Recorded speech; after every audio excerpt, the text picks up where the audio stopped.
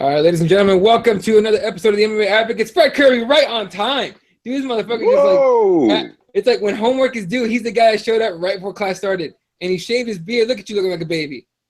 Smooth face. That's right, Jack. That's right. Clean like a goddamn Miller's wee-wee. Nice, motherfucker. All right, ladies and gentlemen, this is the MMA Advocates / UFC 212 pre-fight show. Of course, we're going to hit the topics and the current events in MMA, and we're going to break down a bit of this weekend's UFC 212 card headline by unification bout for the featherweight belt between one Max Holloway and, of course, the legendary Jose Aldo. Let's start off with who's on the panel today. My name's Eddie Law. Of course, we got Dave Rodriguez, Fred Kirby, and Jesse Rubalcaba out of LA. All right, fellas. So start off here, man. Gustafsson. Well, let's talk about the co-main event real quick because that was actually kind of cool. Volkan knocking out Misha Cirkunov, a guy we thought could have possibly been the future, one of the future pieces of that 205 division. Dave, how do you feel about that upset? Yeah, a big time upset. If I'm familiar with the Ozdemir cat, but we've seen him take out OSP. He fought him on like a week's notice. He gassed out in that fight, but he gave it all he could in there. And in the division and the spot that he's in now, he couldn't have shined brighter with a solid fucking win over Cirkunov, who, like you said, was a surging contender. Got completely shut down. He was real confident going into the fight. Ozdemir, he was kind of saying that he expected like more of a high caliber opponent and kind of putting a knock to Misha Cirkunov where, one clip to the ear, put him away. Found it strange that people were thinking he took a dive or some shit like that, like some conspiracy type deal, but it was a clean shot. I mean, he can get put out with one shot. 205 division, there's some knockout artists there too. Jimmy Manuwa was another one. And that's who he's matched up with currently, and that's official as of today.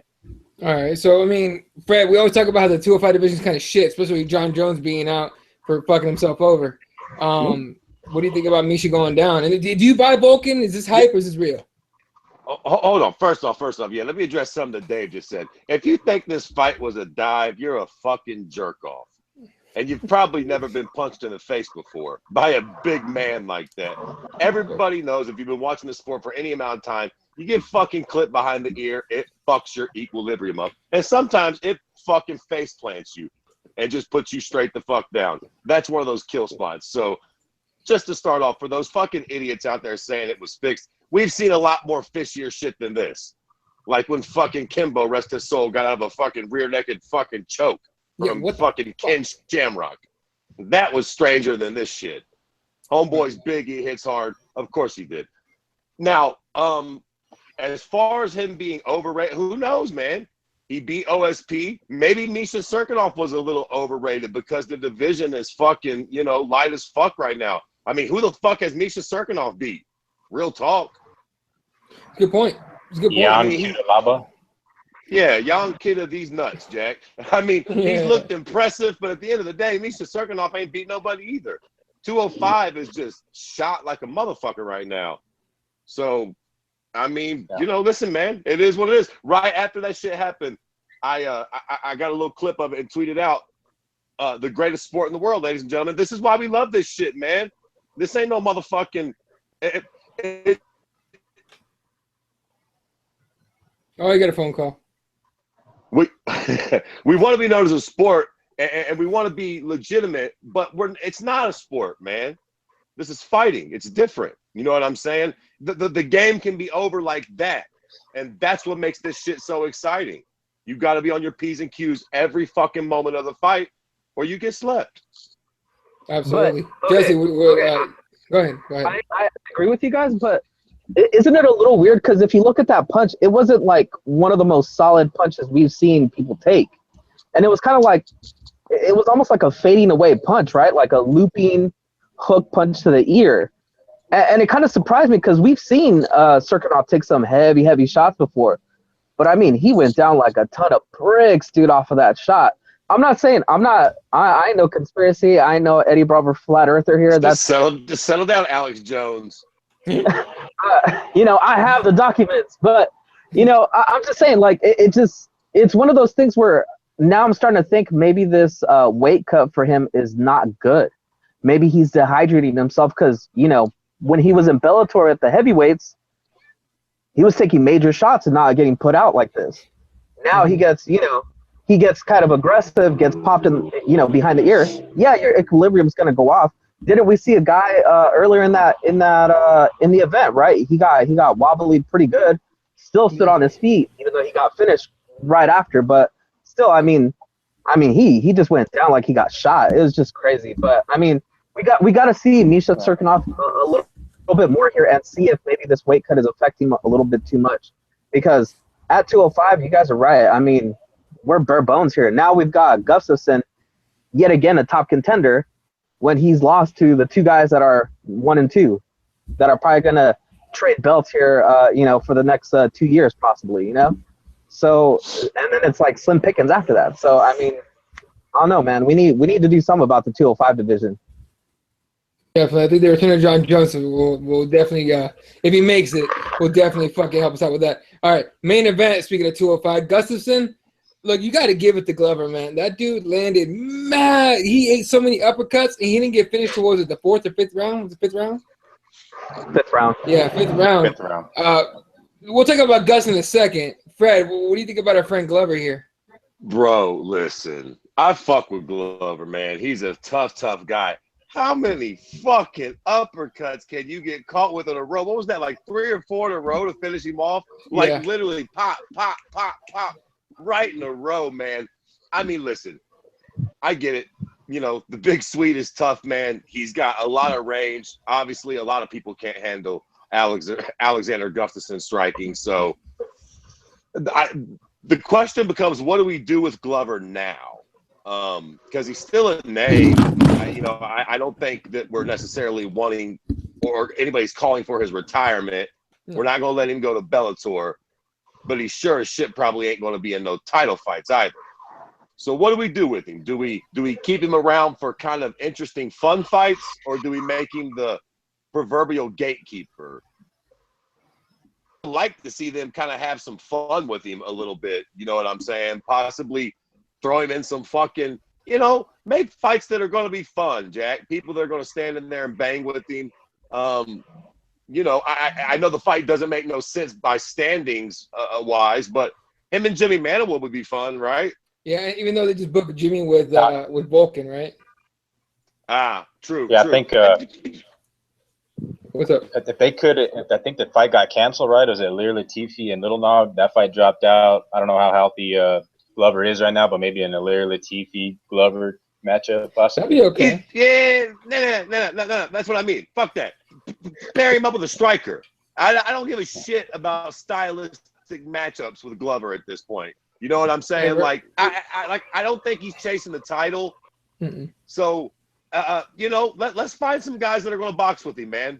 Fun stylistic matchups where we know when we see Glover on a card, it's going to be fun because he's tough as nails and he likes to scrap. So has Glover fought JDS?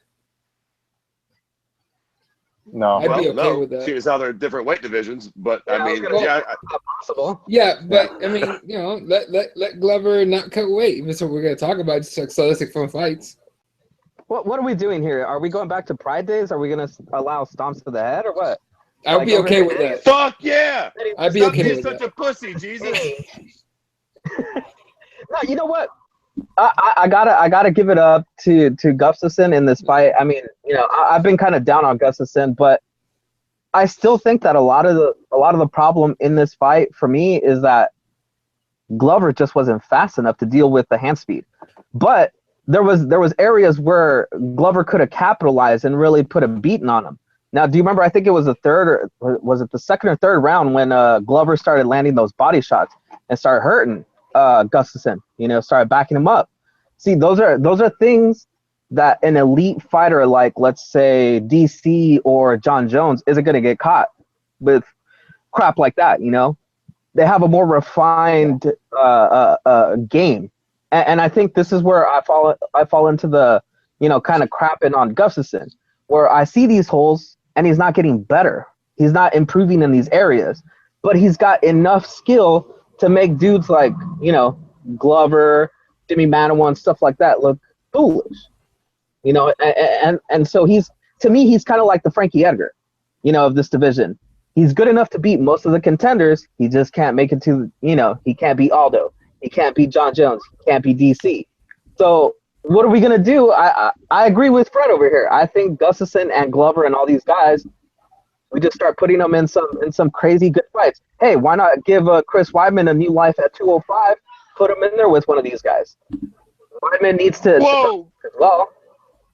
whoa! God damn it! You do not agree with me. Just calm the fuck down for 5 seconds, Jesus. Let me tell you something, Jack. He is not Frankie Edgar. Oh, fucking K. Frankie Edgar got skunked out by Jose twice. Motherfucking Alexander Gustafsson came a cunt hair from beating DC and John Jones.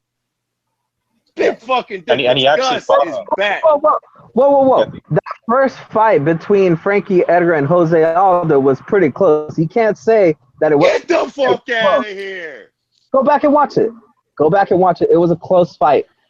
I would even argue that Listen, Jones Gustafsson? No. I'll give you that. It's not that close. it wasn't that goddamn close, goddamn it. Jones Gustafsson was close. Yeah, it is. Real It's close fucking as fuck. close. Yeah.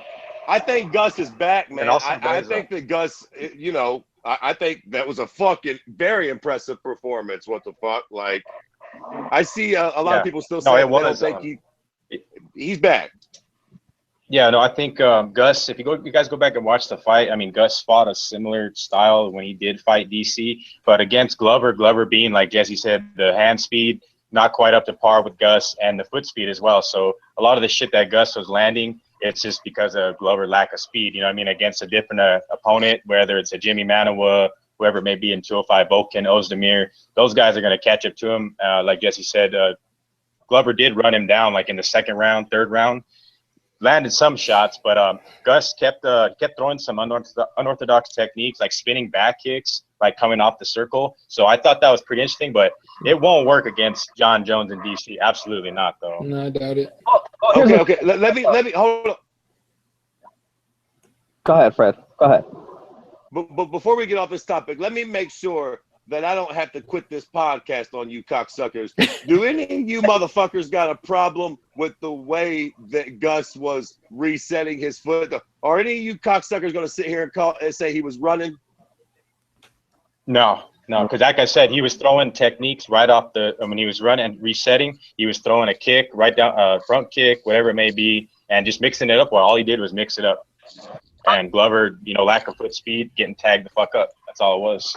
I think the biggest takeaway for me was the fact that Glover's a very seasoned striker, and even he didn't know what he was looking at. He didn't see those uppercuts coming. He didn't see those jabs. None of the stuff that Gustafsson was throwing was he wasn't telegraphing any of it. I mean, that was some beautiful technique that he was able to use against a real seasoned striker. You know, that again, that goes to show you just how talented Gustafsson is and just how good both John Jones and DC are to be able to handle that, to be able to adapt to that style and, you know, be able to find a way to not get finished and get beat up as badly as Glover did, you know. But my key point is I think we need to see Gustafsson against someone with some very, very high striking and hand speed, like a Jimmy Manawa. But the thing is with Jimmy Manawa is we seen that motherfucker. Gus ended him. But wait, that was how long ago? Oh, that was how long ago? Plus, they train together too. So Yeah, it's kind of out of it at this point. But see what I'm saying? Hater. Iron sharpens iron, right? We've seen the evolution of Jimmy Manawa, and I think it would be a fun matchup if Gustafsson ain't gonna get another crack at a title anytime soon. Might as well have him do something fun in the meantime. Listen. You want to have some fun? AJ, you're not a weed dealer, okay? Yeah. You're a fighter. Yeah. Get your ass back, and you say, listen. I'm gonna tell you right now. If they fall, I pick Gus. I don't think that AJ lands that kill blow again. I think that Gus can beat AJ in a rematch. I think he's a better striker. I thought that the first time around, and I still think it. So, you know, AJ, stop talking shit, motherfucker. You ain't retired. Come on, let's do it. Do the rematch. Yeah, and also too, like Fred brought it up, AJ. So how many uppercuts were landed from Gus to Glover? It only took one from AJ. So that goes to show you how hard that motherfucker hits. So Jesse? Come on, Fred. Where am I going to get my weed from if AJ leaves? Come on. Yeah, believe me, Snoop and Wiz Khalifa and the most of them will have you fucking looking just fine. They don't need AJ in the weed game. I didn't know Jesse lived in Canada. That's why that fucker's doing that shit. Anyway, all right. Is that where he's doing it? That's what he's doing in Canada, from what I heard. Oh, child, please. He ain't gonna make no money in Canada. Drake got that on lock. Drake in the weekend. He ain't doing shit up in Canada. Wait, the weekend's Canadian? Of course he is. Drake put him on. Okay. He owns the UFC too, so. This motherfucker. Jesse, you saying something? No, I was saying, from what I hear, he's trying to do something with like a distributor up there and then bring it down here to bring. Oh. Okay. Like Fred said, there's a lot of people in the game out here, so I don't know. All right. Well, hey, fuck it. All right, gonna catch up with the YouTube comments. We'll move on to something else here. $5 MMA says, Eddie, I hope you take out Weidman. If you guys didn't see it, it was all over Twitter. Fucking Dave made a fucking poster, the Weidman gasoline poster with my face on it. Look, I could take Weidman. I'm just saying. Like, if I was like juiced up to the gills and had like 3 years to train for it, and he had to fight during those 3 years, I have a shot. Other than that, no. If they gave you the shit they gave Bruce Banner, you couldn't whoop Chris Weidman. Yeah, no, that's 100%. He's absolutely right. No, Fred's absolutely right. No, but for like Gasoline Weidman's gonna be it's gonna be a fun fight. It's gonna be a weird fight though, I think, in my opinion. But we'll talk about that when it comes up. Eastside Rider saying Glover's one hell of a gatekeeper, 100%. And then Mike Jarrett's giving a good point. Jones fought a better Glover. You guys remember when he fought Glover? Whenever Glover threw he would get that overhook on Glover's arm and kind of arm bar it. You know what I mean? He kind of hyperextended it with his own arm. That was fucking genius of Jones. That was or Greg Jackson, whoever came up with that shit. That was fucking genius. You know what I mean? Because you needed that against that Glover for sure. Mike Jarrett says AJ what's up? That's that technique that you learn from like doing blow, you know? It's just kind of like, damn, what if he grabs my arm? I just lift it up, bam. It's the coke hit standing armbar. The shoulder. The coke hit standing armbar is what we're calling it. Mike Jarvis. Hella effective. Yeah. Mike Jarvis says AJ can't retire without giving us the Jones fight. I really hope it comes back. And then he says, I give AJ 6 months till he's singing a different tune. Look, he tweeted out during the fucking main event or after the main event. He's like, "Ooh, I got the itch. I got the itch." Yeah. You know what I mean? Of course he does. He's absolutely agree. Dude, he ain't been gone long enough. He ain't been gone long enough to even get a fight yet, and he's already got the itch. Believe me, he's coming back. Yeah, I don't buy it. He's done. Yeah. All right, who fights first? Anthony Johnson or George St. Pierre? Yeah, Anthony Johnson. Fuck AJ. AJ. Look, you know what? Perfect segue. Fucking GSP coming out and saying that if he loses the next fight he loses will be his last. Why are you coming back? What is the point? Okay, is anyone tired of this GSP shit? Anyone tired of hearing him talk? I'm done. I don't care anymore. Man, I gotta say, to be honest with you, dog, I don't even really get where it all comes from. The dude wasn't even that exciting of a fighter when he was around, really, man. The dude ain't been exciting since the fucking Terra Sarah snuffed him out back in '92. Yeah, I'm over this shit in a major way, man. Whenever Georges does fight, I'm sure it'll be a big deal because he's GSP. But how many of us really think it'll be that exciting of a fight? When George does get back in there, if he... I'll tell you where or why it might be exciting, because there's actually a UFC event at the Rogers Center, I think, coming up in September. So that's probably the ideal venue to get GSP, whether it's got to be a main event slot. So I'm thinking Tyron Woodley, Diaz, something like that. I never believed the Bisping fucking scenario. And I think Bisping, or I think it was GSP, went about saying today that the UFC knew that he wasn't going to be able to fight in the summer. So now that they have this whole venue set up for the Rogers Center in Toronto, it makes perfect sense. I think GSP comes back, but who the fuck do they give him other than Tyron Woodley? That you're right. That does make sense. I'm sure that will sell the arena out like that. And I'm sure that it'll do great on pay-per-view. But let me tell you something, Jack. As far as George St. Pierre fighting Tyron Woodley goes, I'd rather pay money to see you fight Jesus in a parking lot. That would be a funner fight. I mean, like, as far as the fight itself goes, does GSP Tyron Woodley get anybody fucking excited? I mean, far as those two cats, just what that fight will probably end up looking like, it's going to be fucking boring. Come on, man. We waited this long to watch George St. Pierre and Tyron Woodley fucking wrestle. And then it fucked Damian Maia out of his title shot. So. I'll tell you what, Fred. I get what you're saying, but I'm game for it just to see them finally pass the torch along. Like this old guard of guys like Anderson Silva, GSP, you know, these guys, BJ Penn, these guys that think that they have these legacies that if they come back, they're going to be dominant just as they were back then. Once these guys finally die off and they're not coming back ever again because they get brutally killed by the new generation, then we can start moving on and finding the best of the best right now. But until the one, you know, he's the golden pony right now, right? Undefeated in his entire like championship run after that Terracera thing, right? So 7 years. after that, he left with the title, gave it up. Now he can come back and try to reclaim it. If he doesn't reclaim it? Good. If he does, now we're in a completely like BS scenario where you got GSP once again, the 170 champion, trying to go up against these guys, this new generation of guys. That still makes it exciting to me. Yeah, I agree. What the fuck? What bullshit? No, fuck all that noise. Why the fuck is George not fighting Anderson Silva? That's what I mean. Can we just stop it already? I mean, can we stop? That's the only fight that anybody gives two shits about with George. Let's be fucking. Y'all want to make money? You want to make money? Fucking goddamn it, Ari Gold. Huh? Are you sure about that? Because I don't hear anybody clamoring for that fight anymore. What the fuck? Because they've been giving us this narrative of Bisping. Listen, run a motherfucking poll on Twitter and ask who they'd rather watch fucking GSP fight in his return fight.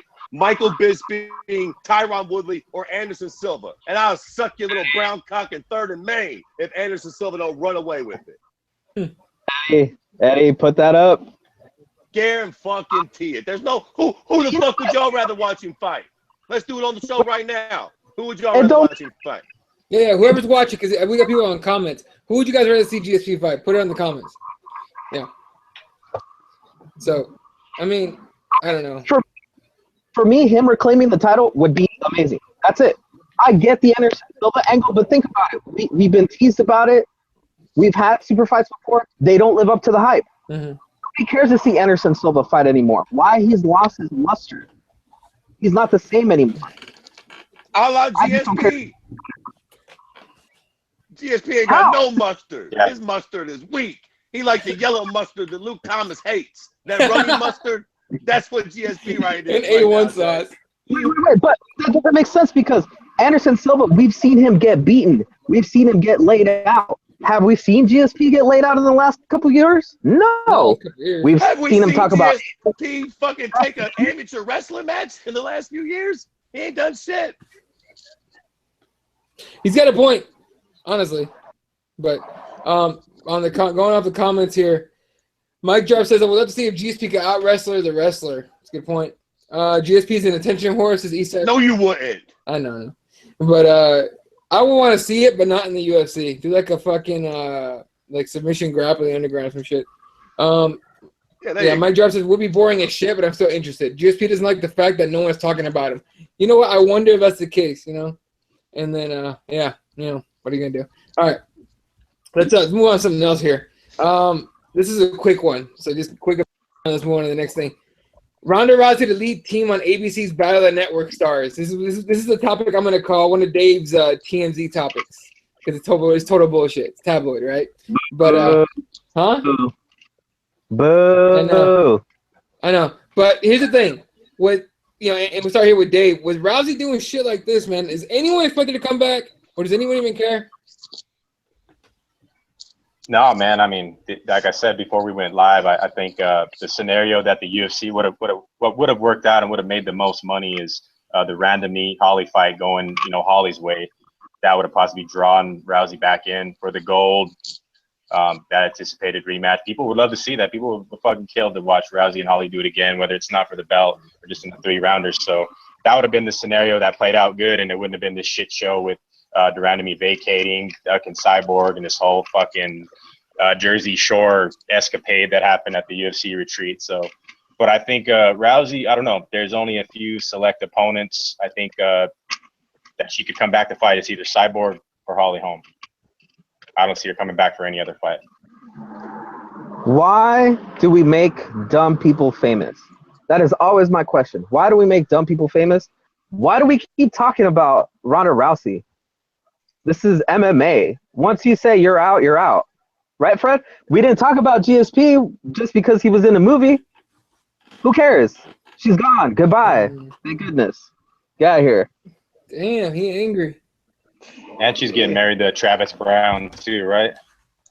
I mean, listen, I rarely agree with old Jesus, but he does got a slight point here. I mean, if the old girl's not going to fight, I mean, there isn't a whole lot. Listen, are we going to talk? Is GDR on the topic list? That's actually next. That's the next one. Oh, okay, go right into it, dude. Okay. Get it. Yeah, okay, but okay. As far as Ronda goes, I don't give a shit what TV show she hosts until she starts contemplating a comeback or whispers of that happen. Who gives a fuck? Good on her. Have fun in fucking Hollywood, Jack. Good thing. Now, back to MMA and Jermaine Durandamy. Full shit right here. I'm gonna tell you something right now, Jack. I don't like, all bullshit aside, I know we have a lot of fun on this show, and we like to say whatever we think. If we fight or bash, it's all in good fun, whatever. But at the end of the day, man, I think very, very few fighters, if any, especially at the UFC level, are ever actually afraid to take a fight.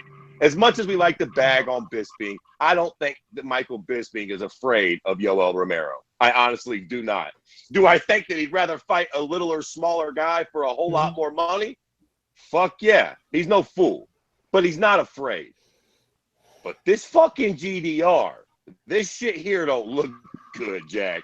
I mean, this is not a fucking good look. She is basically saying, I'm a fucking afraid of this girl, and I'm not fighting her. She's making up fucking bullshit excuses, using every excuse in the book. She said, fuck it, I'll give the belt up. What kind of bullshit is that? She said she'll give the belt up? I've never heard such a fucking... That's what I'm pretty sure she said, that she would vacate the fucking title before she defended. Now, she masks it by saying that because Cyborg's a cheater and this, that, and the other, she refuses to defend it against her, which to a small degree, I kind of dig what she's saying, but come on, man. At first it was her hand was hurt. It's this, that, and the other thing. She, at some point, is going to have to nut up and take that fight or forever face the ridicule of this. I mean, there's just no two ways around it, man. Fred, here's the bad thing about it. When you say, I'd rather let the UFC strip me than fight somebody, you don't deserve to be in the UFC. That's what Eddie and I were talking about before we went live. Yep. If you're already saying, I am not going to defend this belt, strip me, take it away from me, I'd go right on to, UFC Tonight or whatever. Break into FS1, whatever programming, special announcement. GDR, she's stripped, she's fired, and now it's Holly Holm versus Cyborg in Anaheim for the title. Bam, we're done. That's it. Like, we're moving on with this division the way we wanted to before. Right. And GDR, she's out of a job. Go hit the bricks. Yeah. You don't, as the champion, Jack, you don't tell us who you won't fight. Listen, I dig what GDR's saying, but if I'm Jermaine Durandamy, I'm like, check it out. I'll fight Cyborg, but y'all better test the shit out that hoe. And I'm going to ride your ass on it. You son better pop up on her at 3:30 in the fucking morning. Like, I want her boyfriend piss tested. I want everybody in that house, the cats, everybody got to piss. I want it all tested, but I'll fight her though. But like, you know what I'm saying? Like, don't say you ain't gonna fight her, man. That's not a good look. Right, and that's exactly what she should have done. Is say, hey, I'll fight her, but you gotta test. In fact, I want to be there when you test her every fucking time. I want to see video of this shit happening, fucking every bit of it. Be an asshole about it, but don't say you're not gonna fight her. Now, Dave, you're Dana White. You hear this shit? Strip her now, or give her, or threaten her and say you're gonna strip her if she don't fight. And well, they honestly got to have like some people in line to match her up with. Like, they have some people. I mean, there's probably still talks right now of her fighting soon, because she's got to defend that belt. The belts, I mean, it's meaningless if she doesn't defend it. She's the inaugural women's champion. She took the slot from Cyborg, where Cyborg had the USADA issues, and Jermaine kind of fell into that opportunity and seized the moment, because if it was another, whole other side of the coin with Holly winning the gold, then we got, like I said, the Rousey talks, the Cyborg fight maybe happens for sure, because I know Holly said that she'd definitely take the fight against Cyborg. So it's weird, man. I mean, it's kind of, if you want to take it to another level, like Fred was saying, you don't want to straight up say, yeah, I'm not fighting this broad. I'm not going to fight. I'm not going to defend the gold. But it's happened before, man. But it's a whole different scenario. And involves the 145 title just in the men's side, which involved, Conor McGregor, where he didn't want to fight Frankie Edgar. The Aldo fight, they didn't want to book that and rerun that. So it's totally different. We know Conor has his effect on the sport, but I kind of see where Jermaine Durandamy is saying about the drug testing, because Cyborg is fresh off of some weird, USADA fuckery that we don't know, like, what's going on there. And then she was basically, Cyborg I'm talking about, lobbying for a fight against Megan Anderson, where I think Megan Anderson would get train wrecked by Cyborg. So, and she wanted that fight. You know what I mean? So, but Megan Anderson has a fight booked in Invicta, so she will be defending her title in Invicta. Right now, the UFC's got to get things sorted out with GDR and Cyborg, and finally, let's get fucking Cyborg in there against somebody, and hopefully it is the champion. What's funny? It's sorted out already. Cutter. What? Just Wait, cut Cyborg? No, cut GDR. Oh, like, just solve the problem right at the root. Screw her. But you know what's funny? You know what's funny about GDR though? She is totally missing the boat here, man. Like, listen, man. How did Chael become Chael? By going after the mythical creature that was Anderson Silva. Then he almost beat him, right? Okay. But if Anderson wasn't Anderson, that don't even make sense. You feel me? How did Conor really become Conor? Conor became Conor because when everybody was scared to death of Jose Aldo, he was saying, I'm going to kill that little Brazilian.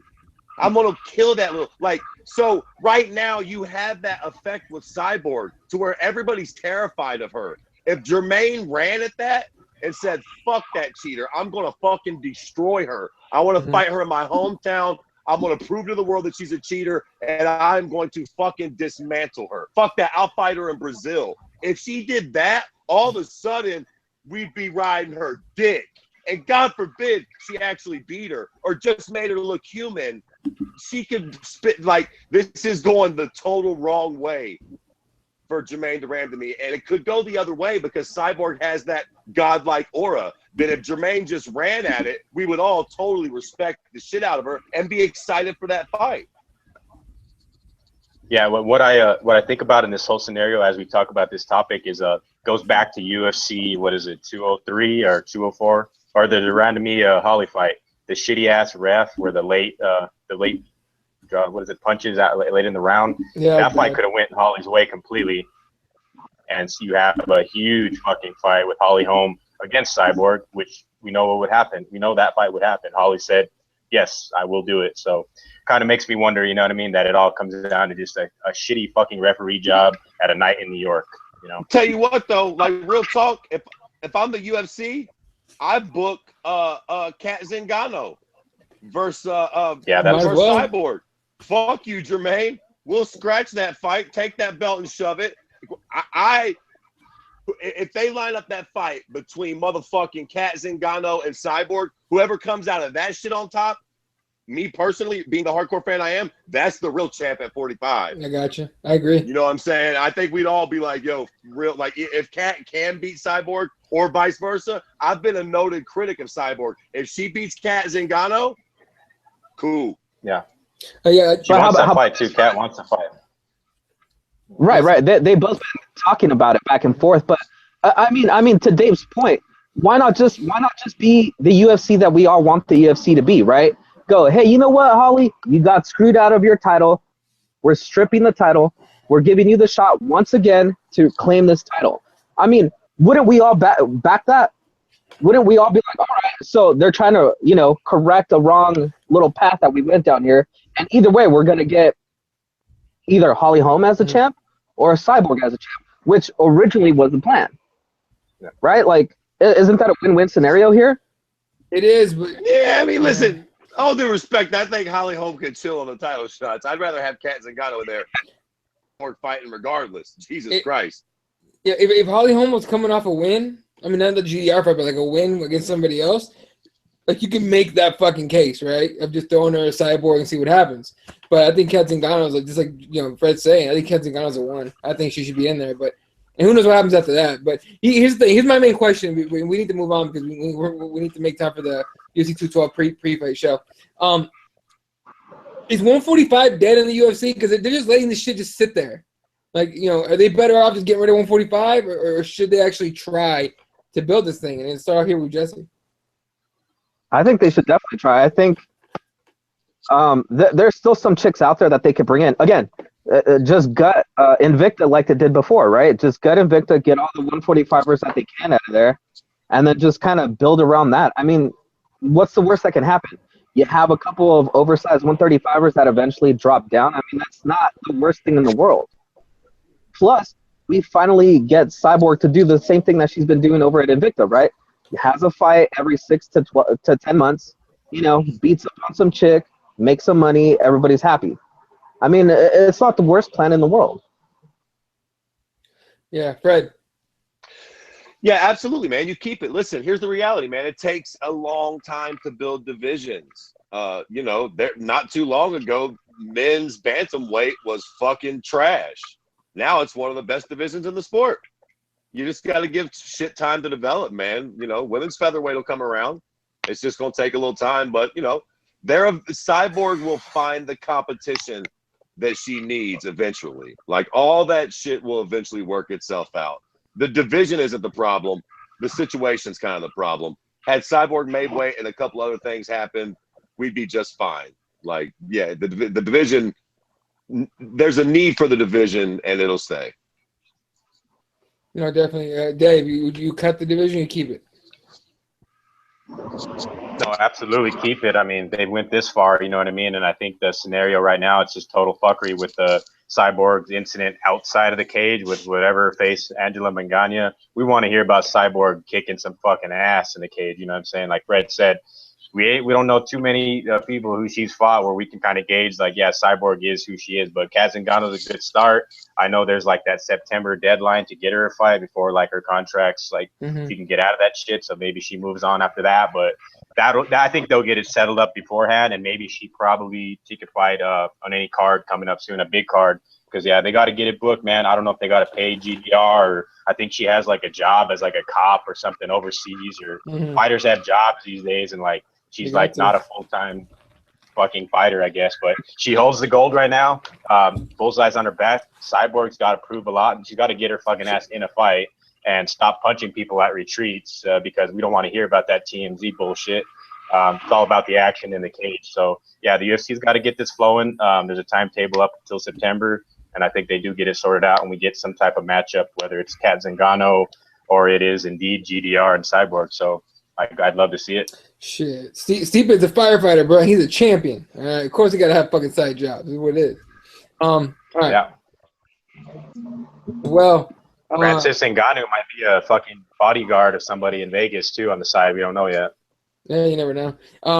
Well, speaking of that, here's the rumor. I'm not sure if they booked it. Dave, you tell me. Did they book him and JDS? Sounds That's like still rumor. Still rumor? Rumor mill at this point. Yeah. God, the more I think about it, the more I think it'll be like the death of JDS. I hope not. I don't want to see that. You know what, man? Hold on. Can we listen? I don't want to get caught up on this very long. Okay. I know we got to get to the 212 preview. But quickly, if they book this fight, can we just for a minute talk about how much Joe Silva is missed? Like a motherfucker, right? I mean, like what the fuck is this, dog? Like, this is just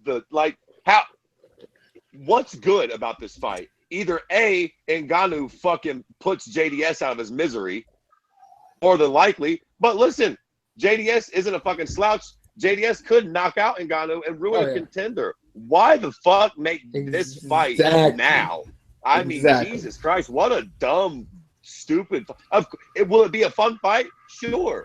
But what the fuck, man? There is some kind of a method to the madness to how you how and when you match these guys up, man. What the fuck? What a horrible fight to make. So is this gonna be Frankie Edgar versus Yair? I Is this know, what we're right? It's possible. It ain't quite that, but It ain't that bad, but it's possible that he could kill a fucking contender. That'd be the worst thing to happen in the heavyweight division right now. Exactly. Imagine And too JD bad.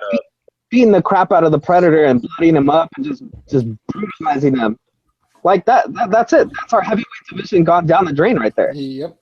and it's Yeah. fucking possible, man. JDS isn't like a fucking scrub. I mean, Stipe's the man. What are you gonna do? He got caught. Definitely. Dave, you were saying? No, I was going to say 2 other matchups that may come in Ngannou's way. One of them taking place next week is the winner of Mark Hunt, Derek Lewis. And then I thought Roy Nelson, the original heavyweight gatekeeper, could have been a good challenge for Ngannou, but he's made his he's gone to Bellator, in which all the power to Roy in Bellator. He'll probably KO his way to the belt, and only time will tell. I just hope Roy gets paid. That's all I care about. Just get paid, young man. Yeah. Or old man, whatever he is. I don't know how these. Just get paid. All right. A couple of YouTube comments here, and we're going to move on. Mike Jar says, oh, yeah, fuck Cyborg. I still don't understand how Cyborg got off. Cat versus Cyborg doesn't really make sense. Don't get me wrong. I want to see it, but she's not really a featherweight. Cyborg versus Megan makes sense for the belt.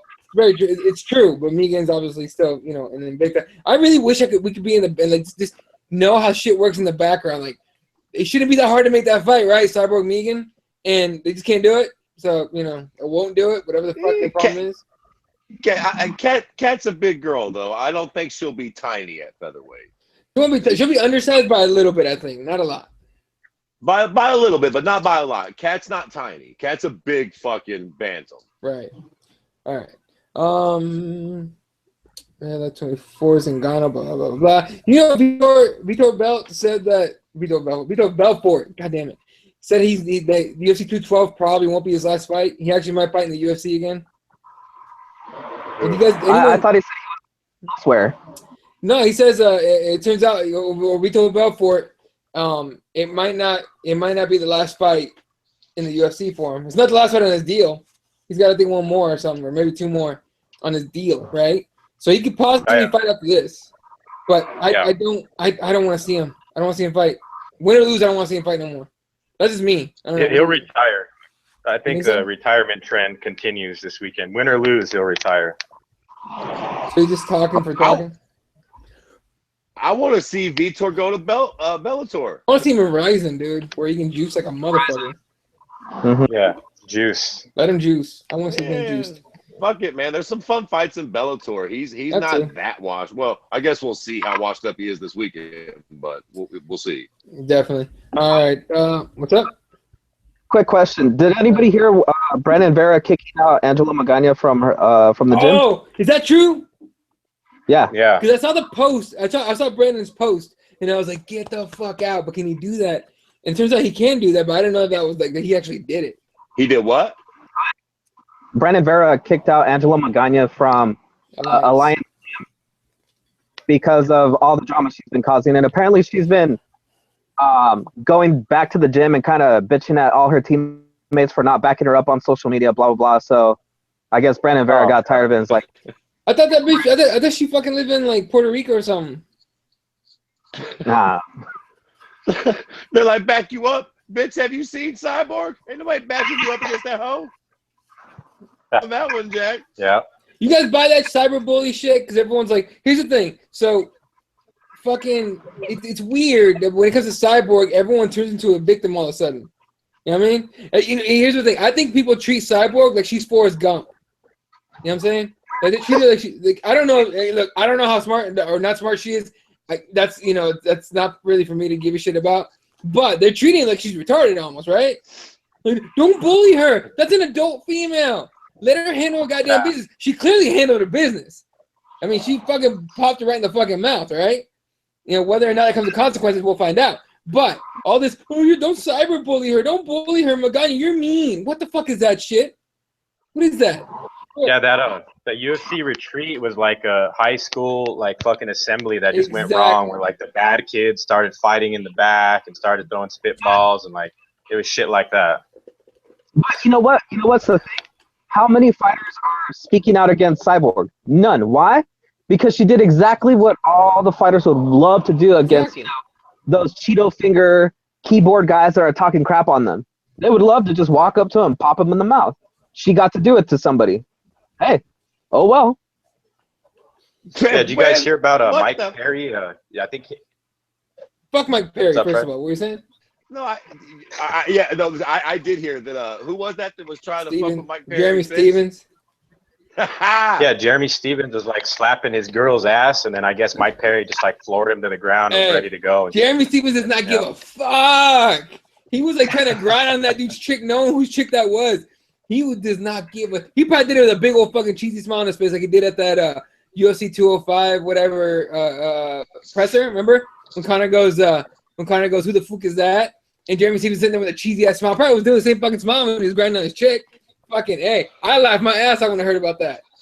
Fuck. It's like high school. What a nightmare that went on. Exactly. But yeah, I don't know. That whole thing's fucking weird. The UFC, dude. Think of just like a year ago. How different shit is now in the UFC. It's incredibly different. It's way different. Yeah. Talking about on our first episodes, we're about to be about a year anniversary on the Advocates. Go back and listen to what we're talking about on the first episodes. I write to the T exactly what the fuck. We don't know what we're watching anymore. We're getting to that point. So I remember saying that on one of the shows. I was like, one day we're gonna be watching UFC and we're not gonna know what the fuck we're watching. It's gonna be like, what is going on? We're there. Yeah, we're there basically. So it's way different, man. If you guys just started watching UFC, MMA, but UFC in particular, it's not even. It's nothing like it used to be. It used to be way different. All right, quick on the more YouTube comments here, and then if you guys think of shit you want to talk about before we get to the pre-fight show. Mike Jarv says Vitor's got to go to Ryzen. Agreed. Mike Jarv says Magana is building a gym in Puerto Rico. Weird. They'll probably kick her to the curb too. Wouldn't be surprised. Wouldn't be surprised if that happened too. All right. Anything else before we get to the pre-fight? No. We're good. The only thing is that sad that what's his name? The guy from Bellator that got nasty KO'd over the weekend. Grappler. God dang, what's Marcin Held.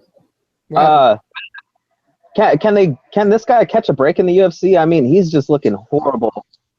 Just not living potential. So if you guys, hopefully we can all rally around him and get him a fight where he can show off his skills. But UFC, give him one more shot. I know it's not looking good, but just give him one more shot. And bring Brent Askin into the UFC finally, please. Yeah, dude, let's get him against a real fucking fighter so he can get his ass whooped. Yeah, man, fuck Ben Askren. Yeah, I don't want to see like GSP Jr. fucking do shit here. Anyway, all right, let's move on. UFC 212 goes on this weekend. I'll throw the times up for you guys. Of course, it's out of Brazil, Rio de Janeiro. The UFC Fight Pass prelims kick off at 6:30 p.m. Eastern Time, 3:30 p.m. Pacific Time. FS1 prelims, as long as there's no fucking baseball or NASCAR going on that fucking day, are going to be on FS1, obviously, 8 p.m. Eastern, 5 p.m. Pacific Time. And the main card on pay-per-view, 10 p.m. Eastern, 10 p.m. Eastern, 7 p.m. Pacific Time. This is one of those cards, in my opinion, that you don't buy by yourself. You call your buddies, everyone throw down $5 for beer, food, and the pay-per-view, and you hang out at home or some shit. Or you go to a bar if you want to. It's not a stacked card, but it's not a complete shit card either, right? The only problem I have with it is that Borrachina and Oluwale Bangbos is on the fucking main card. I don't understand that. Those guys are still prelims fighters, in my opinion. But somebody's going to get knocked out, and it's probably Bamboze, though. That's why. I'm picking him in an upset. Go ahead, Dave, Fred. He's the Brazilian hero down there, Paulo. So that's just a showcase fight, man. Okay, whatever. All right. Well, I don't see anything too fucking like impressive on the early prelims or anything like that. So let's start with Rafael Assunção getting Marlon Moraes. Jesse, your thoughts and who you picking? Man, I've been a Marlon fan for a long time. I've been, toting this guy's train for a while. So I hope he proves me right this time. I had high hopes for a bunch of other people coming into the UFC, and some have let me down. But I just think that Marlon has an it factor. I think he's the guy that he's like the what is it? Underground king before Eddie Alvarez? from before. So yeah, he's the Eddie Alvarez of that division, the bantamweight division. So hopefully he can showcase his skill. He's a great fighter, technical. They definitely didn't give him no slouch of a fight here, but I think him winning this fight would probably propel him to top 5 in the bantamweight division just off of one win, depending on how impressive it is. But definitely not a gimme fight, so that should be a banger of a fight. Fred, is Moraes biting a little off a little more than he can chew? I guess time will tell. I hope not. I don't think so, man. I mean, he seems pretty fucking elite. It's always weird to do these things when guys aren't in the UFC, right? Because you don't really know. They're not really fighting the right level of competition usually. So it's hard to tell exactly what you're going to get when you put them in there against a high-level guy. And, Rafael Assunção is definitely a high-level fucking guy. Not the most entertaining or well-known fighter in the world, but, a proper test for him coming into the UFC. But I definitely am leaning towards Moraes, and I want him to win because he's like, he's new and fresh, man. You know what I'm saying? I think has Assunção fought since losing to TJ? I don't think so, actually. I'm going to find out right now. But I don't think so. Yeah. Oh, yeah, he beat Aljamain Sterling. Yep. Yeah. Okay. Fair enough. And that's a legit win, I guess. But whatever, man. Either way, I think Marlon Moraes is like the new, he's the new flavor, man. We don't know exactly what he can do. You know what I'm saying? So the jury's still out on him. I think there's a lot more potential upside for him, and I do think that he wins this fight. I think the hype is legit, and I think he's fucking for real. I don't know if he'll get the finish. Depends. All right, yeah, makes sense. All right, Brett or Dave, sorry. Yeah, man. Marlon Moraes has been a long time coming for this cat, making his mark in the UFC. He got plenty of good paydays in the WSOF. I'm kind of curious to what the UFC is paying him for this bout and going forward, because it's probably a lot less, I would think. But right now in this matchmaking here against Rafael Assunção's fought some top-notch cats. I mean, the Aljo fought a weird fight there. It wasn't the best Aljamain Sterling, and Assunção barely squeaked by him. So I think Moraes can really make this a difficult fight. Real scrappy guy. He hasn't lost in like 6 years. So I think he has been finished years and years ago, but he's done plenty of work outside of the UFC. Now it's time for him to prove it in the cage. And he asked for a pretty high caliber opponent, and he got it. I think it was Jimmy Rivera, who was another guy who was slated to take this fight, but it's good matchmaking, and I like what Jesse said, because if Moraes is able to win this fight in impressive fashion or get the finish instantly to a top 5 ranking, I agree to that. And I think he has if the opportunity comes, he can finish Assunção, who's just been a known tough bastard in this division for a while. But I think Moraes wins a real 30-27 on 2 cards over, and he probably just showcases like not all of his game, because I think he's still got a lot of stuff to shine in different opponents, different scenarios. But here he will fight, or Assunção will fight a Rafael Assunção fight, and he'll come up short in this one by decision for sure. All right, I'm picking Assunção. Not a finisher. I'm picking a decision, but I think Moraes might be a little overwhelmed in this one. Maybe get him a couple more fights, and he'll be ready to go top 5. All right, moving on to the next fight. First fight on the main card. 2 guys coming off performance bonuses. Eric Silva got a fight of the night bonus back at the Cyborg Landsberg card, and Yancy Medeiros coming off a performance of the night bonus over Sean Spencer at UFC 203, which is the Miocic Overeem card now. So they've kind of been out for a little bit, but this is not the old Eric Silva they used to murk dude. This is a different Eric Silva, but Yancy Medeiros is finally starting to get a little bit of momentum. So this is a fun fight, kind of different styles of sorts. Fred, who you picking? Man, I don't give a fuck. I'm still riding with Eric Silva, Jack. I fuck with you. Listen, man. I think we all had higher hopes for what we thought Eric Silva could have been in the beginning, and now we all kind of know what he is. He's like a little mini Vanderlei, kind of gasses out a little quicker. But he's always in great fights. Win, lose, or draw, the dude is always in super exciting fights. And in that first fucking round, even if he's fighting a bit more methodically, he's going to come out shot out of a cannon. And Yancy Medeiros is always a fun fighter. Fucking Hawaiians are scrappy as shit. If I had to bet my fucking kid on it, I'd probably go with Yancy Medeiros fucking first storm and probably getting the best of him in the second or third round. I think that's the safe money. But I'm going with Eric Silva by first round TKO, Jack. Destruction. Brazilian Bahia style. All right. Yeah, there you go. Dave? Yeah, I think this will probably be a pretty scrappy fight where it could end in the first round on either side. Heavy hitters, like you mentioned, Eddie, they're coming off some performance of the night bonuses, and who fucking knew Eric Silva is still in the UFC, but here he is. I think this fight more than likely doesn't see the judges, though. I think Yancy Medeiros lands some shots, and he's been training with Max Holloway, keep in mind. Been putting in a lot of work with that cat, and I look for those two guys to really show up on this card, and I think Medeiros probably gets a nice TKO win second round, and yeah, because Eric Silva, like Fred said, he goes in there like, balls out, and I think he just gets caught. And Medeiros has shown to have a great chin and probably counters him and lands some huge fucking bombs early, for sure. All right, Jesse, who are you picking? I can't pick Eric Silva, man. He's disappointed me so many times. And you know what? He has not been the same guy ever since the USADA thing, right? So, I mean, there's no denying it. Like, literally, like, you could make up any excuse you want. But he's literally one of the ones that completely changed his body style, his style of aggressiveness, everything. Like, he's a completely different fighter from before USADA. So, I have to see him in a little bit more, maybe like one or two more fights where he's consistently performing the way he performed in his last outing. Then I can start riding that hype train again. But up until now, I mean, Yancy Medeiros, he's a beast, man. He's a scrapper.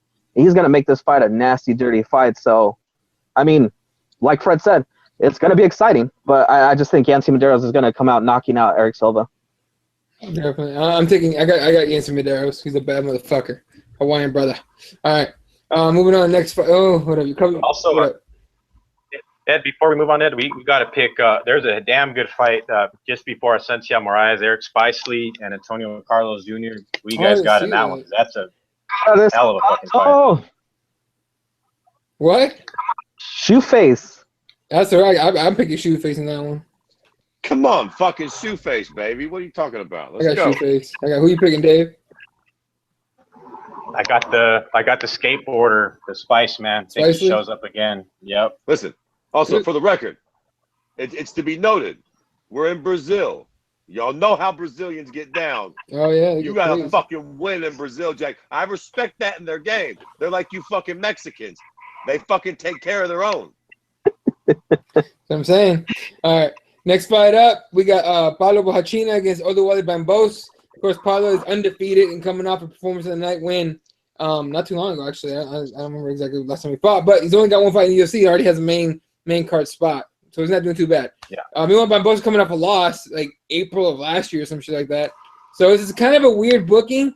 This is to showcase Bohachina, 100%. It's a showcase fight for the Brazilian, right? At home, showcase against a guy that's going to be throwing hands, throwing bombs, and I think it definitely favors the Brazilians who I'm picking by TKO. Dave, who you picking? Yeah, man, it's definitely a showcase fight for Bohachina. Last time he fought Gareth McClellan, TKO'd him in like under a minute. Yeah, like I think Jesse was saying earlier, he's like a Brazilian hero, but all of his fights have took place down in Brazil. I think USADA's probably been after this guy for a while too, because the dude is a fucking freak too. He's like a Joel Romero type physique going on there. So he's a monster, man. And same goes for Bamboze. And I think he had some type of like USADA issues too. And he had a fight canceled recently, I believe. But I think it was like Alex Nicholson or somebody like that. But yeah, I support Bohachina putting him away TKO KO in the first round, because Bamboze has been caught before. He's a proven Gikta. He gets in those firefights, but I think he's this fight is just a showcase for Bohachina 100%. So a Brazilian, showcase a KO right here in this one for sure. Definitely. Fred. Listen, I'm not going to bullshit you guys for a half a second. I don't know who neither one of these motherfuckers are. I have no. Are these cats from the Brazilian Ultimate Fighter, or like how the fuck are these dudes? No, they're just bad. Go ahead. Oluwale Bamboze, you've seen him. Uriah Hall TKO'd him. What was it? Almost 2 years ago, man. It was nasty. Yeah, it was one of the Uriah Hall finishes that we were like, oh damn, he's back. But Mhm. after that, it kind of went down for him. But black dude, basically with dreads, looks crazy. He was from Jungle Fights. I think I hyped him up when he came in. He's one of the guys that I really talked about because he was in Jungle Fights, really had some exciting fights. Came to the UFC and it's just horrendous. So you're picking? The last time. You're picking a Brazilian then, Jesse? Of course. I mean, with a record of 8-0, basically 7 knockouts, 1 submission. I mean, this is like tailor-made for Boachinha to just kind of walk out there, get the Conor McGregor, swagger on, have some sunglasses. Yeah. After he knocks out or submits Alawale, he's just gonna run into the crowd, a la Jose Aldo back in the day, and just right off into the night, get some booze, get some coke, whatever. Party. Dave, what you saying? Yeah, no, but Bamboze last fought a year ago. I mean, he's 29 years old, New York guy. Like Jesse said, he's had some pretty nasty performances, a knockout artist of his own. But I think, that's a great point. Like Jesse said, it's sort of like a shine for him in Brazil, and they got a lot of hype and hope for this cat for sure, especially the Brazilian market. But I think the odds here are a little. I don't know if you guys would agree to it, but they do have Boachinha, of course, as the favorite, minus 280, and Bamboze underdog plus 220. So I don't know. I think those odds are a little bit off. I just think that Henrique Costa is a monster, and we'll see him. That's why it's placed where it's at on the card, because it's supposed to get you ready for the next bout, in which this one will end, and then they'll have to kill a bunch of fucking time. So Boachinha by a knockout. All right, cool. I'm taking the Brazilian as well. All right, speaking of getting ready for the next bout here, we had our first. You can make a case for the first Legends fight. Vitor Belfort against Nate Marquardt. We know what these guys bring to the table. We know what they've done in their careers. We know they're both on the downside, maybe one more than the other of their careers. But it's hard. I don't know who to pick here. I really don't. Like, I want to pick Vitor, I really do. But we know Dad Bod Vitor is not TRT Vitor.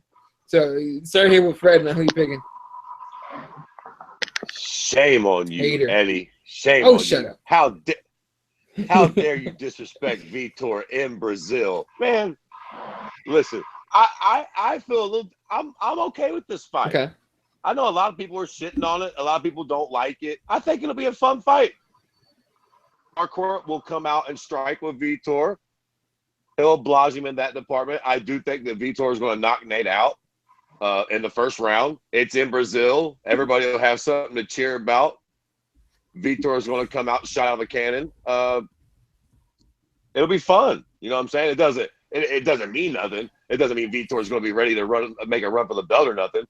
But I do think that he can handle Nate Marquardt at this point in his career, even yet still.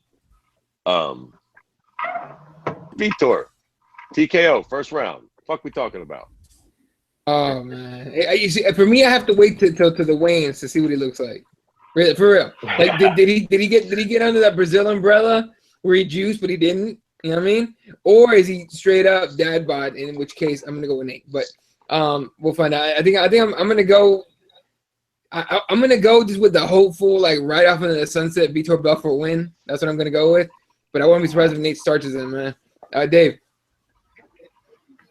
Yeah, what'd you say, Ed? This is the official first Legends division fight? Yeah, it pretty much is. I mean, you got a combined age of 80 years old and about 120 plus MMA fights combined. So, I mean, I don't know, man. It's hard for me to pick Vitor, but it is in Brazil. The guy's been training at training at TriStar, right, with Faraz Sahabi. Mm-hmm. So I think Faraz is like going to be in his corner, and the Canadian cats are there to back him up. And like you said, Eddie, I really pay attention to the weigh-ins, especially Vitor.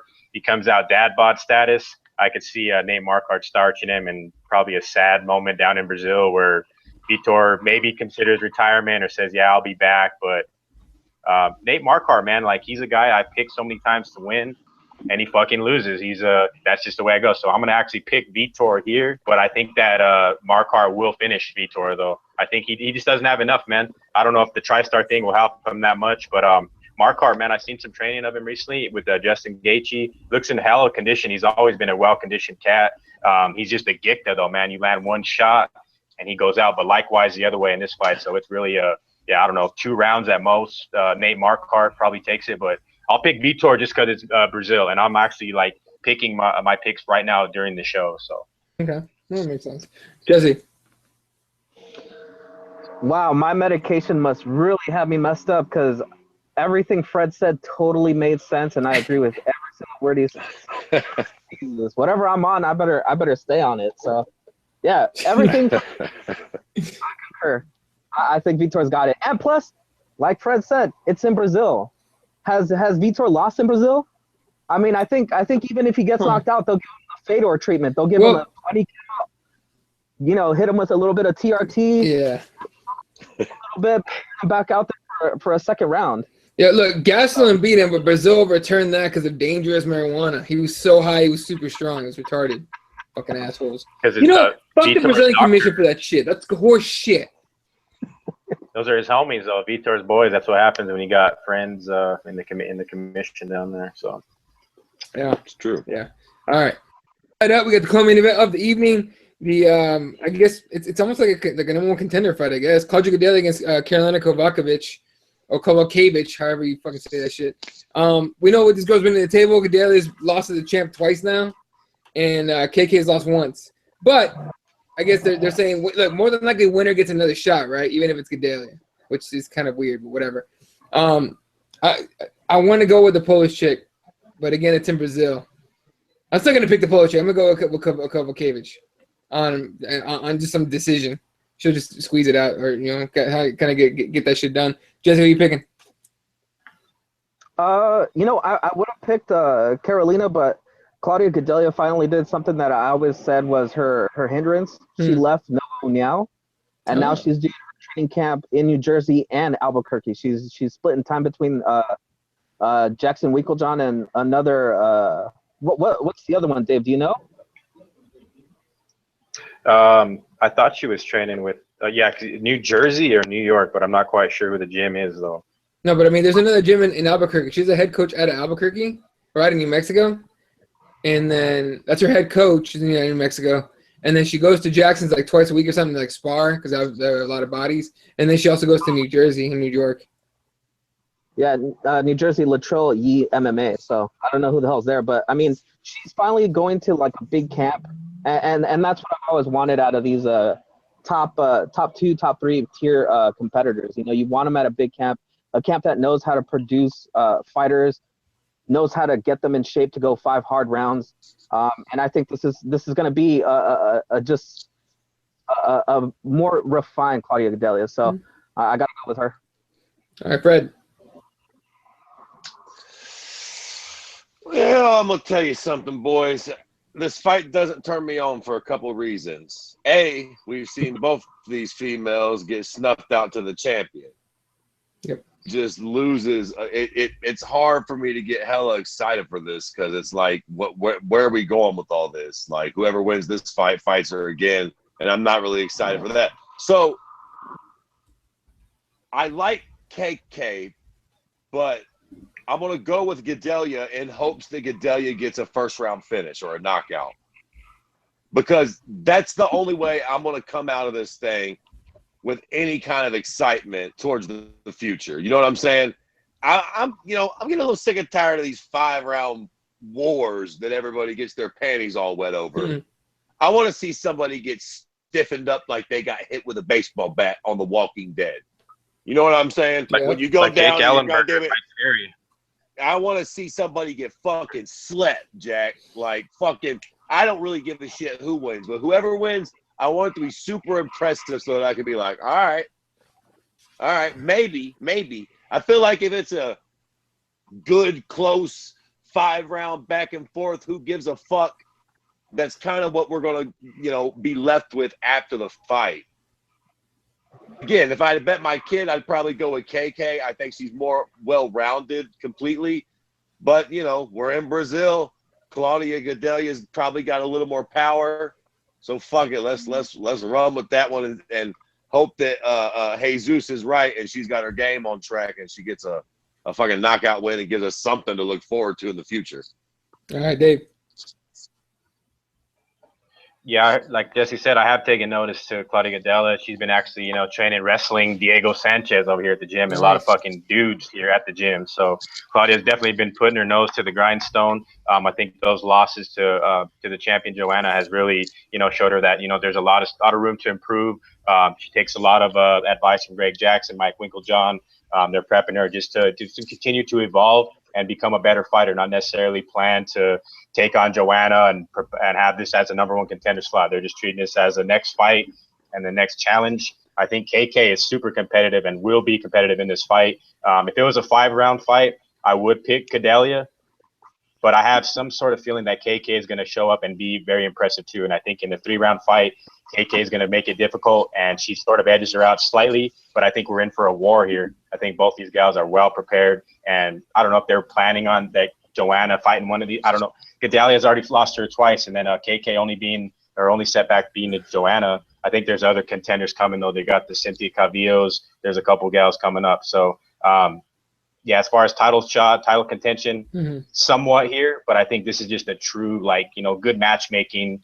Both of them have lost to Joanna, but a lot of improvement on both sides in both camps, especially Claudia Gadelha. But KK for the win by decision, for sure. All right. Moving on, main event of the evening. The reason we're all watching the unification bout for the featherweight title, the outright champ, Jose Aldo, taking on the interim champ, and Max Holloway. This is a fun fight, man. But a lot of people are picking Aldo. Fred, who are you picking?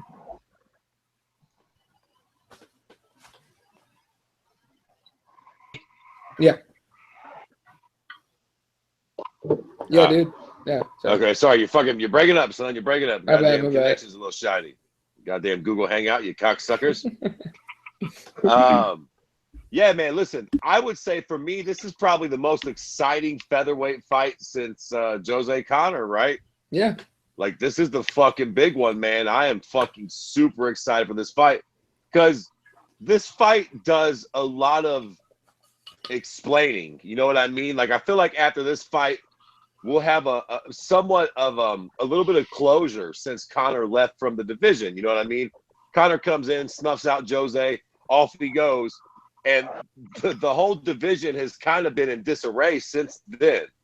Now, finally, we've got a fight that I feel like after this fight, we're going to have a clear top guy at 145. And even if it is Jose, at that point, it's something very interesting because now Jose almost is kind of starting to create noise for that Conor rematch. You know what I'm saying? Whether it's a 45 or 55. If he comes out and starts his fucking Max, eventually at some point it becomes hard to deny that Jose just had a little hiccup there. You know what I'm saying? And on the flip side, if Max is able to actually beat Jose, God forbid finish him, again, nobody's fucking done that except for Conor and that quick little snuffing. So let's just say that Max wins, finishes Jose in the 2nd or 3rd round.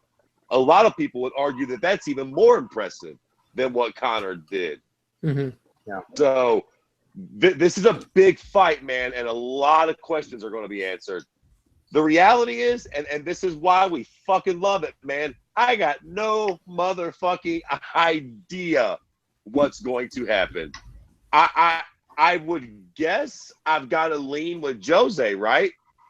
Because other than one fucking straight left hand from Conor McGregor, the cute cocksucker's basically been impeccable.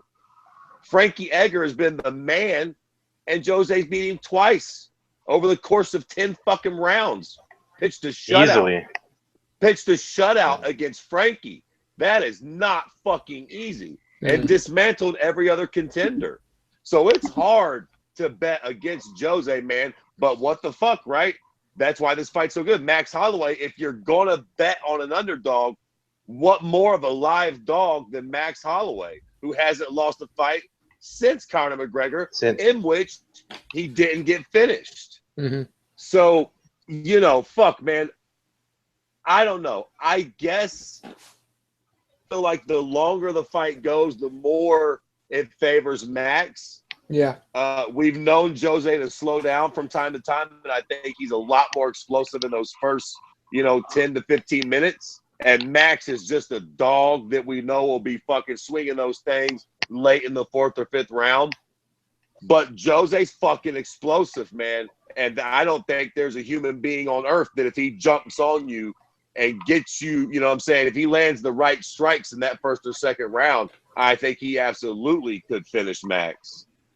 Yeah, I gotta pick. I'm gonna go with Jose by TKO, because what are you gonna fucking do? But you know, if Max weathers an early storm and finishes him late in the fight, I would not be fucking surprised at all. Are you taking Aldo, you said? Yeah, I'm taking Aldo by TKO eventually. 2nd round. Gotcha, Dave. Yeah, I think we're in for a treat here, guys. Like Fred said, it's one of the bigger 45 matchups in quite the time, and we haven't seen Jose Aldo since about a year ago, where he tooled Frankie Edgar. So I think in that time period, Aldo has definitely been getting better. I mean, I've been paying attention to his training and that. So the motherfucker has developed, like, he's bringing power to this fight. That's going to be his key to victory here. The power kicks. He's got to have power to land on Max, and we know Max has been one to engage in a big fight. So it's going to be interesting if really it gets interesting right away, where you never know. Jose Aldo could sleep him, but I do ideally have Max Holloway by TKO in under 3 rounds. And I think the longer the fight goes, it will favor Max Holloway. But it's just been so long since we've seen Jose Aldo, so I think he may have a couple aces up his sleeve. But Max Holloway, last time out, what did he do? He destroyed a fucking former champion in Anthony Pettis, finished him off like easily. Yeah. You know what I mean? He hurt him bad. So this fight here, all the cards are on the table. We're going to get a lot of questions answered. We know that Max has somewhat unfinished business with Conor. Likewise, in Aldo. Aldo's never been, put away other than Conor McGregor's left hand. But this fight is super interesting. I'm glad that we're here, that we've made it. Aldo's there. We're actually going to see this fucking shit go down. So it's really, I don't know, man. It could draw Conor back into the mix at 45, 55. But like Fred said, if you're going to bet on the live dog, nothing better than fucking Max blessed Holloway, because that guy's going down there to fight Jose in his backyard, and he's looking to take over. And yeah, that guy's at super high confidence right now, riding a high. He's fighting a legend. He knows what he's in for, and he's got no fear, man. He's ready to take what Aldo has, and then it puts Aldo in a strange place, but still, no knock to Max, man. 25 years old. When Aldo was 23 when he became the champion of WEC, Max is looking to be, a young champion, which he already is, just on an undisputed level. But looking forward to this one, man. I got, like I said, I got Holloway doing the job, and it'll be a little bit more impressive when he does finish Aldo in under 3 than this, like the Conor, the fluke, whatever punch that they call it. But it is what it is. Max is the champ. Jose's got the gold. There'll be one title at the end of the night. So Max Holloway takes over Brazil Saturday. All right, Jesse, who are you picking? Wow. Honestly, I think this is an easy thing for me. I think it's a changing of the guard finally. And I think it's Aldo's time to finally give up that belt. I just think it's Max Holloway's time. I think he's gonna come in here. He's gonna do what he's been doing. Mm-hmm. And he has that same, to me, he has that same aura and sense of destiny that Conor McGregor had coming into his fight with Jose Aldo, right? Conor McGregor, he never talked about if he wins or, anything else. He was saying, I'm going to run through this guy, I'm going to smash this guy, and I'm going to move on. And that's the way Holloway is talking. He's saying that, he's not the real champ until he destroys the champ, unifies the title, and then he's going to move on. And I think that's very telling of just how confident Holloway is. I think it's going to finish up in the 3rd round. I probably think it's a TKO for Holloway, either that or a submission. But I don't think this goes the full 5 rounds. So boo to Jose Aldo. All right, well, I'm picking Max Holloway. It's just time. That dude's on a fucking tear. And as much as I'm a fan of Jose Aldo, ever since that fight, and again, he's only fought once, right? He fought fucking Frankie Edgar. But it's still, I just didn't see any kind of like the urgency, not urgency, just the willingness to fucking get in there and throw down hard like he used to before Conor, right? And I think he questioned himself a lot after getting knocked out. So, but I like Max Holloway to just grind him out for 3 rounds and then knock him out in the 4th. TKO probably. That's just me. And does that, well, also, fellas, does that lead us into a Frankie Edgar Holloway matchup? Say Holloway gets the job done? No. I'm just saying no because it's not exciting to me. That doesn't sound exciting at all. Frankie Edgar fighting anybody, like right now, like it's just, to me, it's not exciting. I mean, and if I put myself in the mindset of the WME IMG UFC, the Joe Silva UFC, the Frank Fertitta UFC probably does that fight. You know what I mean? As much shit we were giving him back then, they probably do that fight. The WME IMG fight, fucking UFC will probably do something way different. As much as Frankie probably deserves it, they'll probably do something way different because they want to get paid. They're not trying to fucking do anything fair. You know what I mean? This is my opinion. Quick question. Do you guys think that pound for pound this is the best fight of the year so far? Yeah, probably. I think so. Jesse, you said yes. I agree. I think the only other fight that would have topped this as best pound for pound would have been the what was it? The one that got canceled. El Cucuy. Right. God, that would have been. But that never came to fruition. That would have been probably the best fight of the year, right? That would have been like this much above this one, maybe more. Just like woo. True, but you know, shoulda, coulda, woulda. This is the fight of the year so far, man. So there's something to be said for that. Now, 2 quick hits just before we get to our finishing hits here, and they have nothing to do with anything actually. But I'm going to say that shit. First off, does anybody know the band Sepultura? Yeah. Y'all hip to that band? It's a metal band. Yeah. If Jose Aldo, if anybody could just hear this, if y'all could come out to Roots, that would be fucking amazing. That would be fucking dope. It's a Brazilian metal band. For anybody who actually knows Sepultura, that would be fucking incredible. Another side note, at the beginning of this, you said something that I thought was very fucking funny, Eddie. You said on Fox Sports 1, the prelims will be on unless there's NASCAR or baseball on. And it got me to thinking, you're right. Baseball, fucking badminton and tennis. There's a bunch of fucking gay ass shit that comes on Fox Sports 1. I almost think we should rebrand that name and call it the Honky Sports Network. There's so many fucking. We've got the UFC. We got fucking NASCAR, baseball. Let's just be honest and call fucking spade a spade. It's the Honky Sports Network. It's not that makes sense to me. Shit, fuck that now. Honestly, I'm so sick and tired of FS1. I really am. It's HSN from now on. HSN, gotcha. HSN 1. It's the 8K Fox Sports 1. All right. But how did all y'all like the pacing of the Stockholm card though in that time of the day? It's early. Great. Yeah, I mean, you guys are or Jesse on the West Coast, Fred, you're up on the East Coast, so I thought it was a pretty cool. Everything perfect, dude. Well. Dude, I watched the end of that shit. I love those cards. Yeah, dude, I watched the end of that shit. I got to go roll a little bit. I got to go out and bowl. I got to fucking do all my Saturday shit, and I got to watch fights. That was perfect to me. So yeah. All right, Dave, hit us with the fight bookings. Oh yeah, where do I start, man? I guess we'll go with starting today, Volkan Ozdemir, Jimmy Manawa added to UFC 213, so that makes the John Jones Cormier fight a little bit more tasty there. I think because I was gone last week, Henry Barao, Aljamain Sterling also added to that card, UFC 213. I think as early as I think it was yesterday, it was Elias Theodoro has a fight against Brad Tavares. That's on the Tough 25 finale. Okay. And I think since I was gone last week, catching up on fight bookings, Brandon Moreno, Ray Borg. Yeah, that was. Or not Brandon Moreno. That one's sick. Sergio Pettis, Brandon Moreno. Sorry, not Ray Borg. Oh, well, Moreno got booked against Jason Knight. No, Sergio Pettis and Brandon Moreno is the fight. My bad. Did Jason Knight get booked too? Or am I wrong on that? I might be wrong on that. No, Jason Knight wants Jair Rodriguez. That's right. I'm thinking a totally different division. I'm fucked up. All right, keep going. Also, Jordan Mean, Bilal Muhammad, I think that's on UFC 213 as well. So they've actually added quite a few bouts to 213. So women's division, Lena Landsberg is fighting on the Glasgow card. Leslie Smith as her opponent there. So that's of course it's Leslie Smith. So. Of course it's Leslie Smith. Don't give a fuck. She'll fucking talk about we need fighters union, but yeah, I'll take that check. What are you gonna do? And then also, as we talk, a lot about the 145 division, we're going to see an undisputed champ upon the conclusion of 212. 2 guys that are in the mix somewhat, one guy more than the other. Dennis Bermudez against the motherfucking damaged Darren Elkins. God damn it, dude. What the fucking zombie. Bermudez is fucked. He's fucked. All right. Anything else? And that's on the UFC Long Island card, so that's actually a pretty good card that's stacking up nicely there. So, Okay.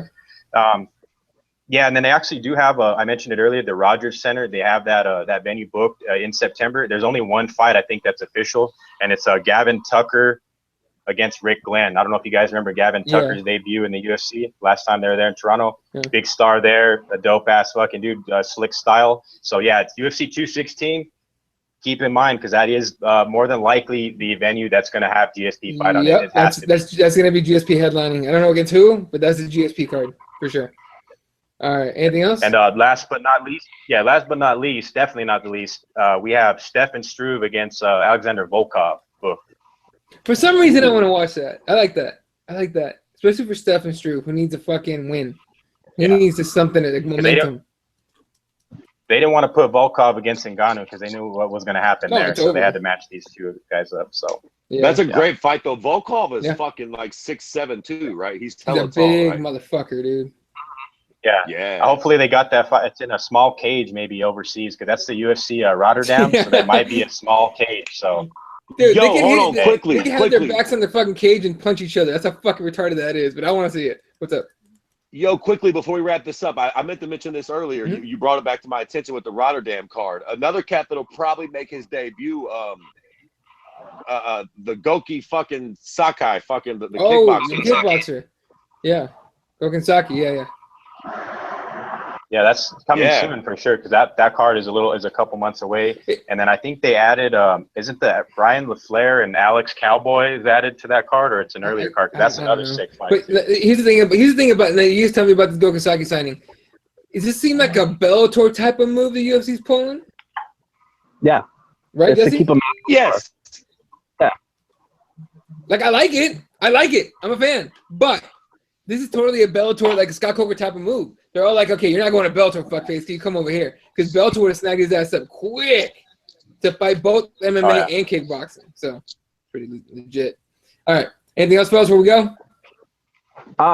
Just one last thing. Jesse? Oh, Dave. Go, Dave. No. One last fight booking is the Corey Anderson Tyson Pedro fight. Keep an eye on Tyson I can't fucking wait to see that shit. God damn it. Tyson Pedro is a killer, man. No, Tyson Pedro's a bad motherfucker. Corey Anderson is an expert at boring the fuck out of me no matter who he's fighting.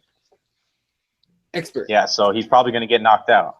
I don't know. Tyson Pedro's a bad motherfucker, man. I'm going to watch it, but god damn it. If Corey Anderson makes that fucking boring. What's his nickname now? Is it 25-8 or is it overtime? It's overtime, right? It's overtime, yeah. I don't know. After that last knockout, he might have changed it. I don't know. You should have done it for almost overtime. Shit, Jesse? Jesse. Oh, no, I was just going to say, be aware that even though, today's almost the last day of the month, this month was Mental Health Awareness Month, so come on, guys. Be nice to everybody. Go reach out to somebody. We just recently had Chris Cornell, commit suicide. There's goddamn, man. An overdose of medication or just a mental health issue, but, reach out to people. If they start acting weird, be there for them. It's important to be a good person. A phone call, a text, and message can save a life. Please believe that shit, all right? You can save someone's life just by reaching out, so do that shit.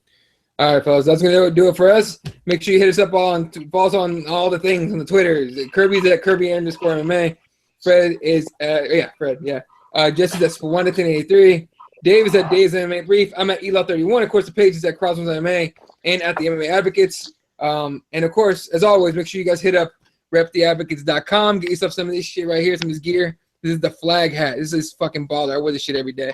Make sure you get yourself one of those. They got raincoats now. They got a lot of good shit coming out. They got sleeveless out right now for the summer. Suns out, guns out, whatever the fuck people say. So make sure you hit reptheadvocates.com. Get yourself some gear.